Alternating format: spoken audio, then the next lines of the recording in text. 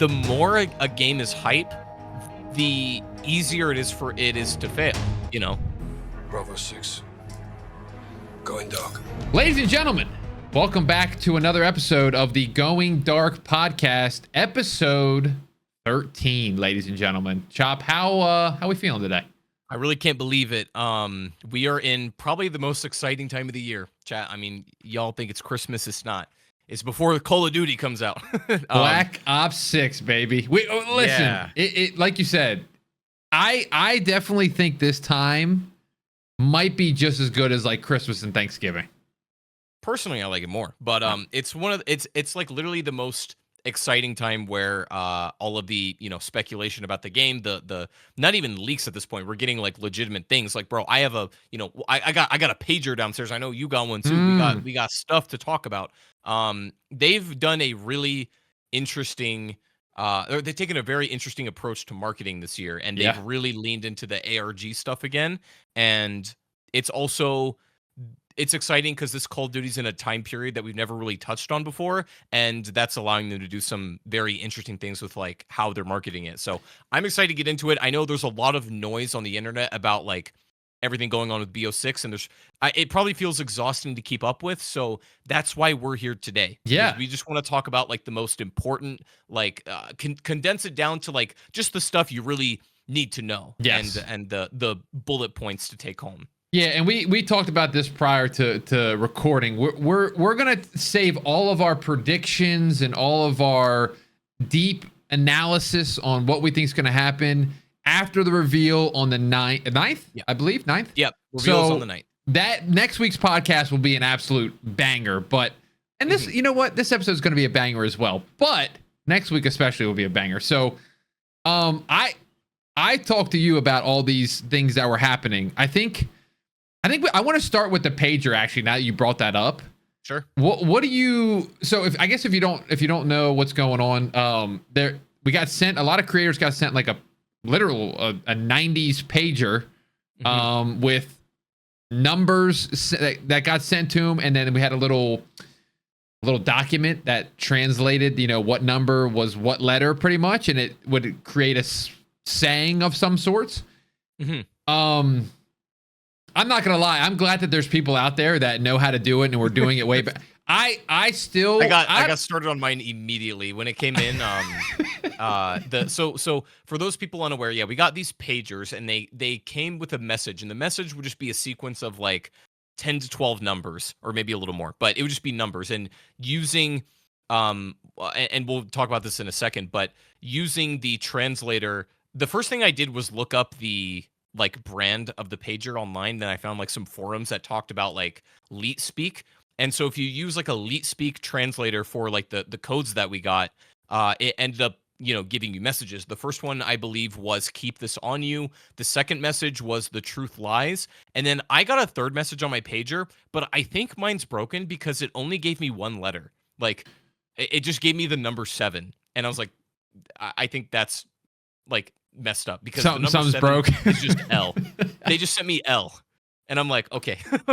maybe they're foreshadowing take the L because Zombies is going to be trash again this year. Yo, that would be huge brain. That would be 4D chess if they did that. That would be genuinely insane. But yeah, anyways, the pager thing is a really cool idea. And I think that was a very interesting way to get buzz and people talking about what the game is all about. And when they do these ARGs, they are more or less related to the actual game, but I think they've done a pretty good job of making an interesting piece of like the time period that BO6 is going to take place in. I was a big fan of that. And then my boy Noah J, he got a big old TV with like an actual like VCR tape, I believe, and it played like a bunch of like historical footage, but it also snuck in like 2 seconds of gameplay that looked like from Zombies.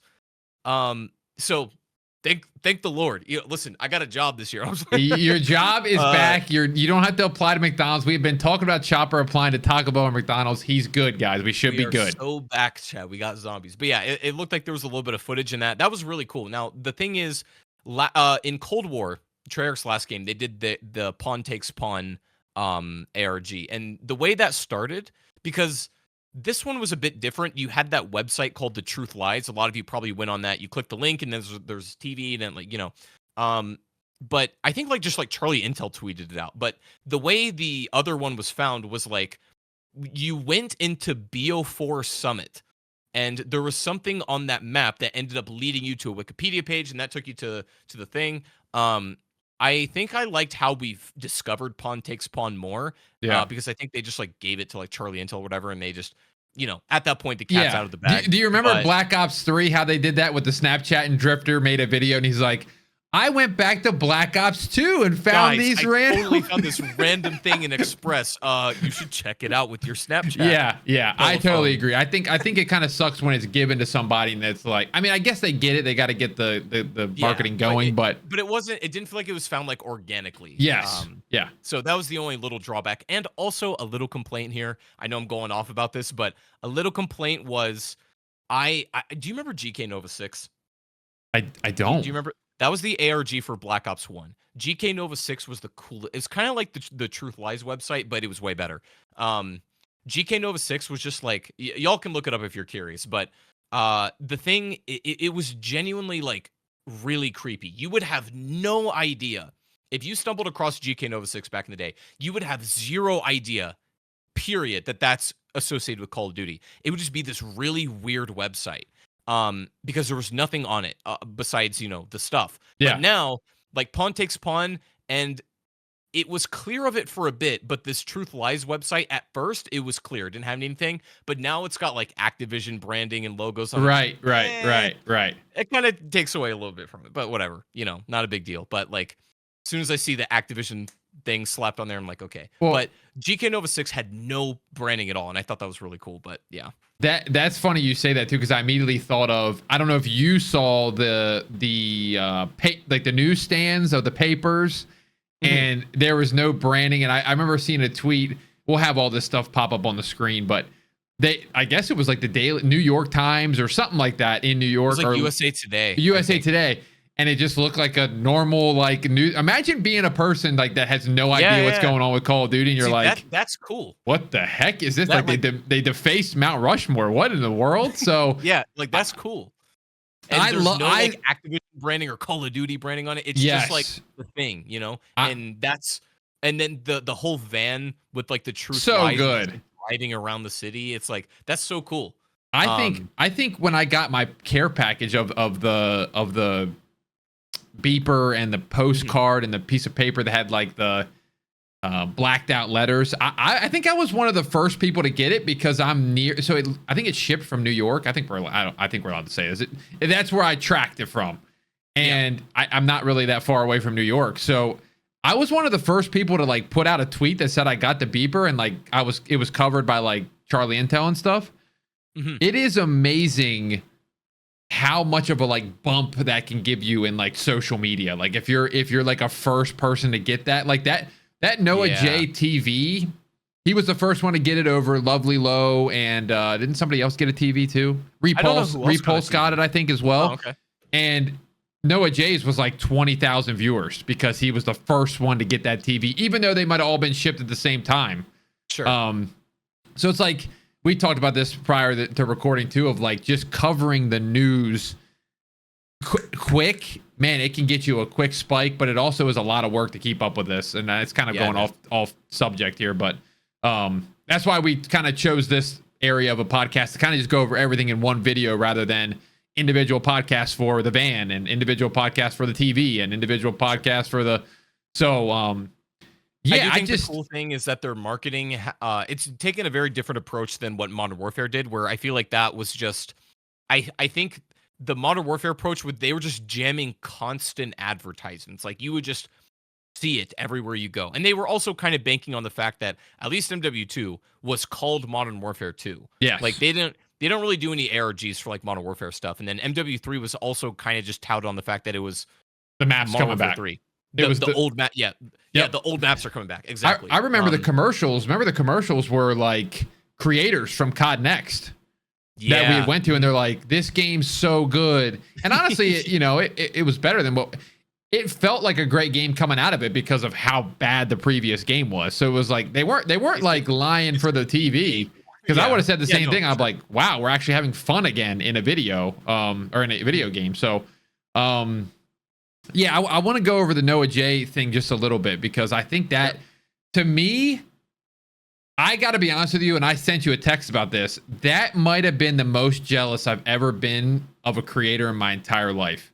Getting the TV. That TV and that presentation and that clip and that trailer, I'm telling you, I got so fired up. I was like, man, I'd have that thing in the background right now if it were me. I'd put that thing right on the full display. I just love it was really cool, man. I just love when history, real life history, and Call of Duty mix. Like, I went back and played the Black Ops 1 campaign just recently, and the Mason with JFK and like it's just like that little It feels time. real and it feels grounded. Yeah, It feels it's just like, unbelievable. So seems to be that there. It looks like we'll do another podcast on this, like I said, but it seems like they're taking that approach again, where they're going to be building off of real life scenarios that happen. And I just think Black Ops has always excelled when it's when it's they're grounded. cutting it, when it's grounded and when they're cutting a little close to the bone. I think, when they can cut at something that like can potentially be uncomfortable, like, but you got to do it with precision. It's like surgery. Like, it's got to be very precise about how they do it. But I think that, again,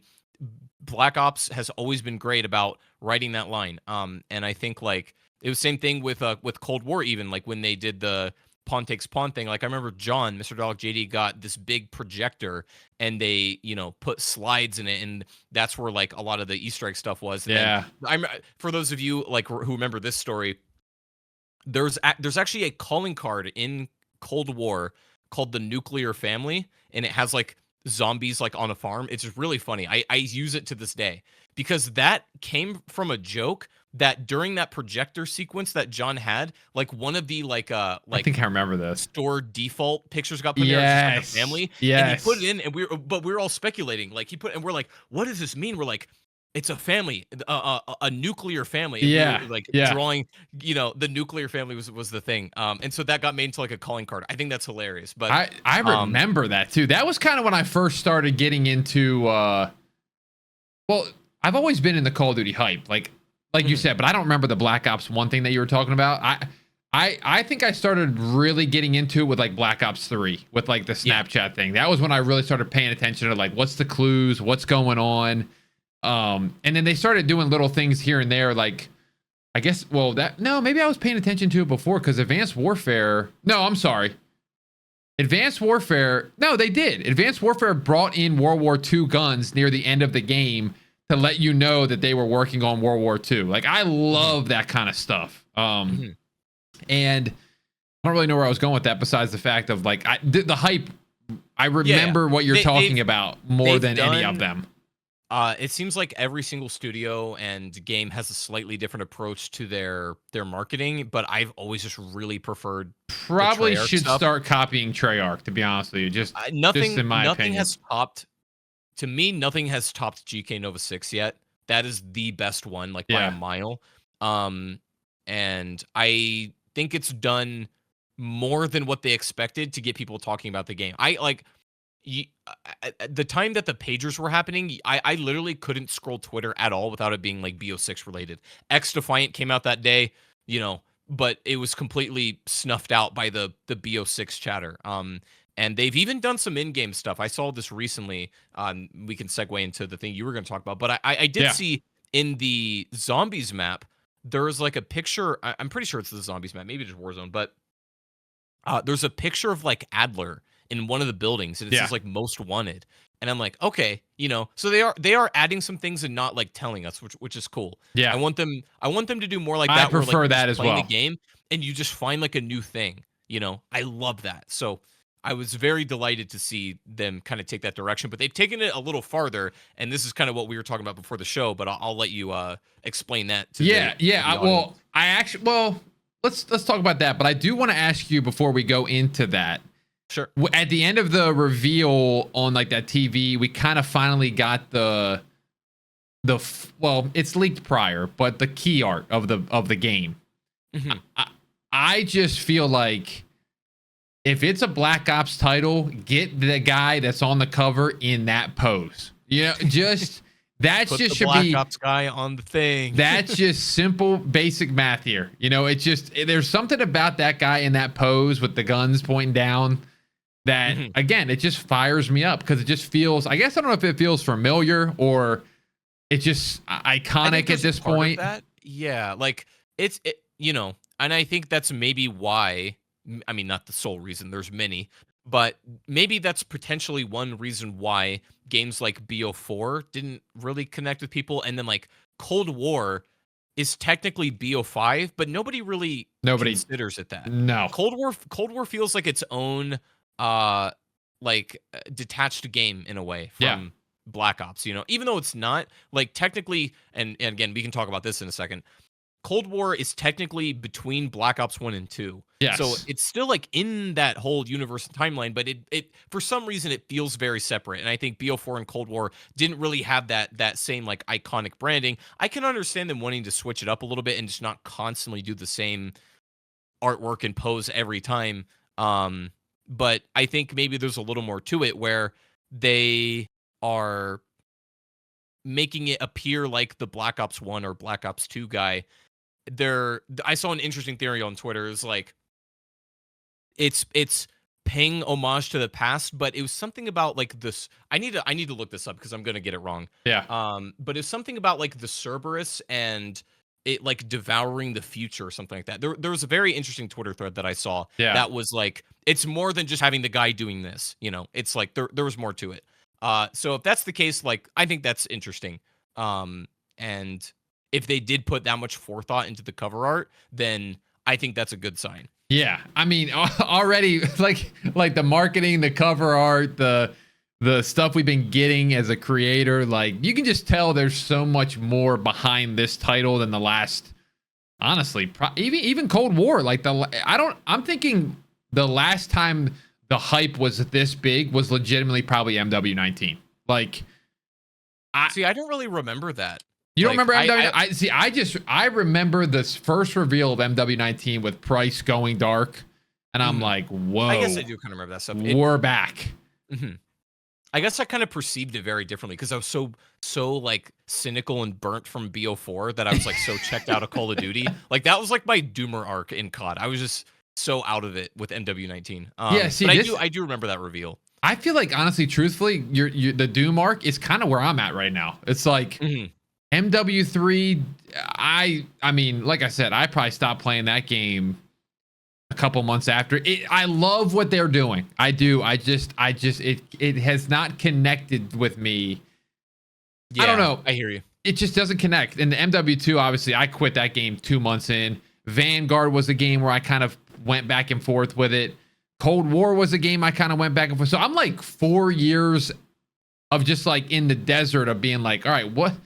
Can I get something that I like love again?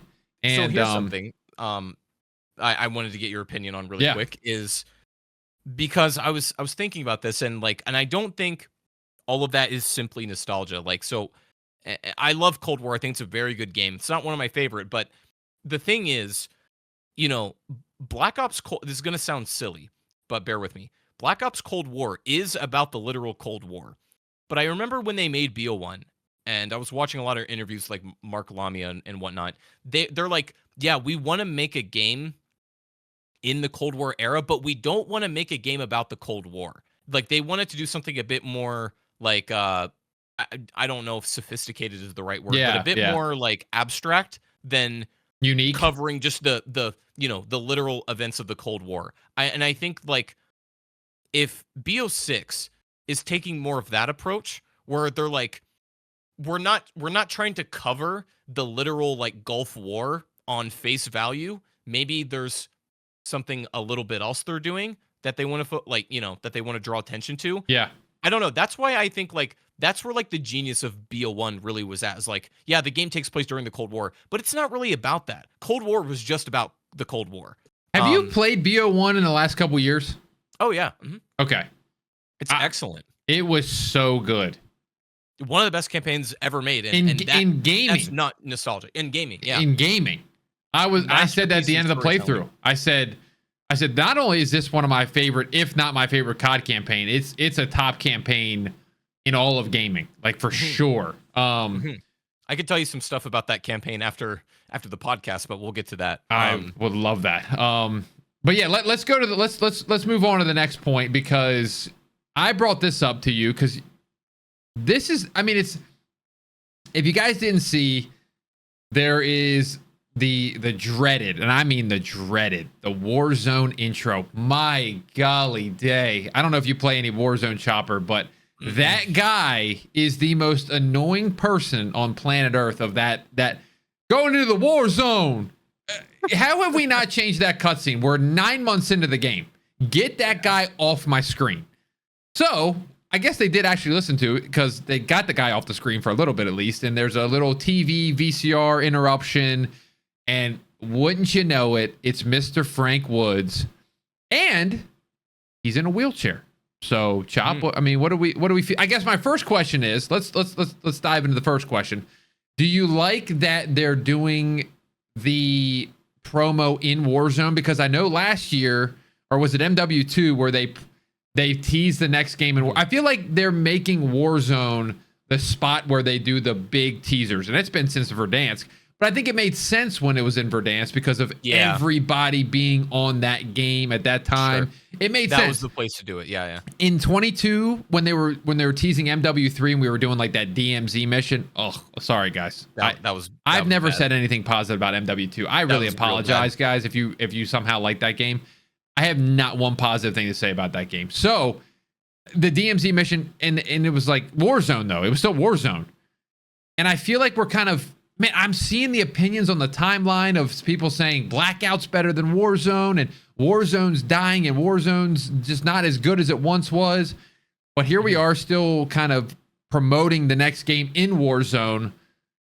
What do you think? Like, I mean, I know you're a zombies player, so obviously you're going to have that thought process. But like, do you think it's something where, you know, what if the TV interrupted in the middle of a multiplayer match? You know, it's like it's like 50 to 51, and then all of a sudden your screen gets VCR, and it's like the noise and numbers, and you're like, what the heck?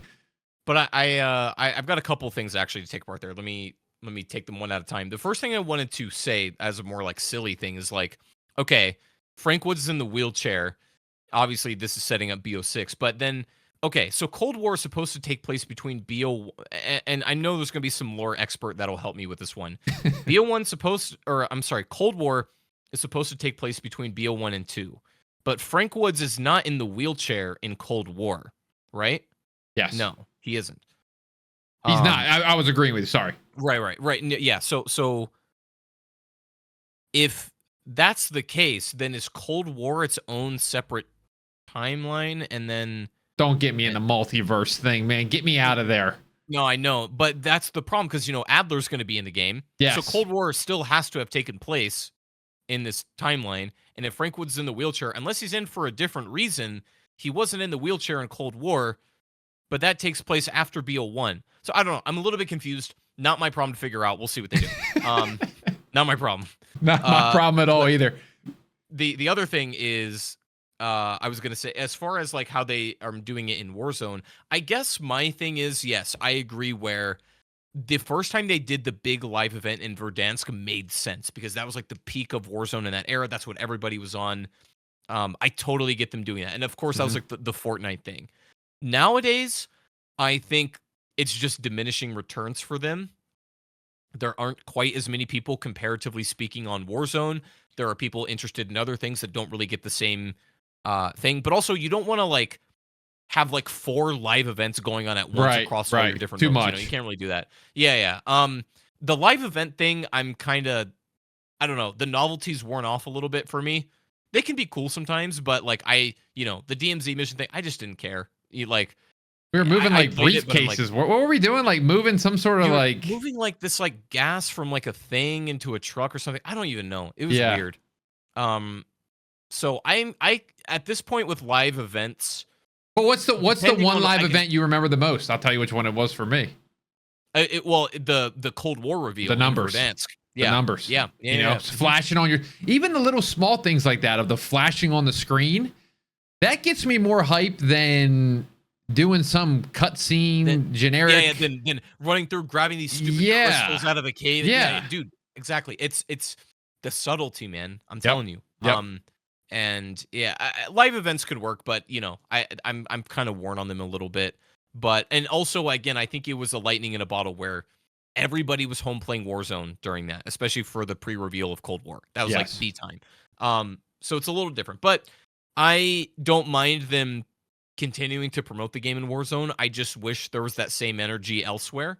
Like, I mean, I haven't loaded up zombies today or yesterday, but I've been playing it recently and I haven't really seen anything incredibly obvious that's setting up BO6 at all. So I don't really know, but I think it's great for Warzone fans. I think that's amazing. Live service events as a concept work, but I don't know.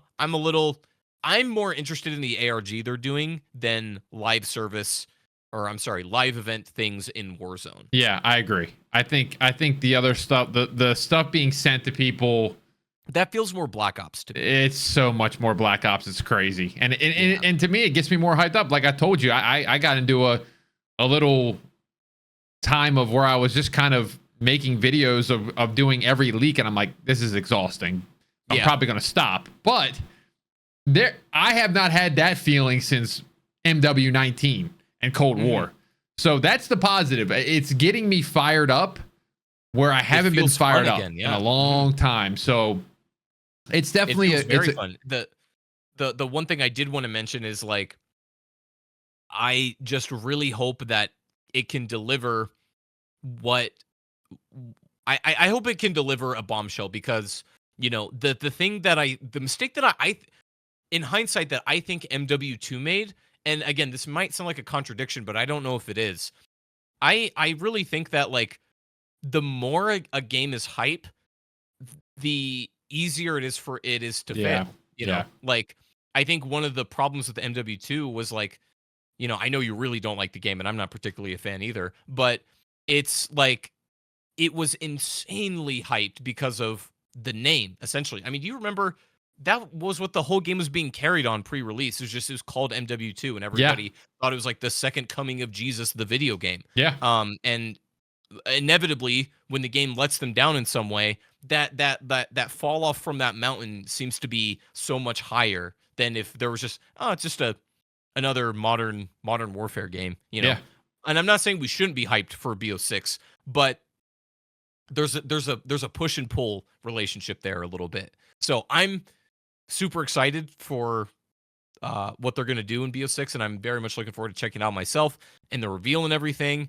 And I'm just enjoying the moment with the ARG and having fun with that. And I'm not letting that place any expectations on the game because of that stuff. I'm just like, I want to be pleasantly surprised by the product of the game, but in the moment, I'm just going to have fun with this cool, fun, you know, ARG that they're doing. That's the way I see it anyway. I'm just excited, man, to play a campaign. A brand new campaign that's got some story, some development time. I don't know. I just playing Black Ops 1 really made me go, wow. I really, believe it or not, I'm a COD campaign enjoyer, and I just love playing them, even though they're nothing.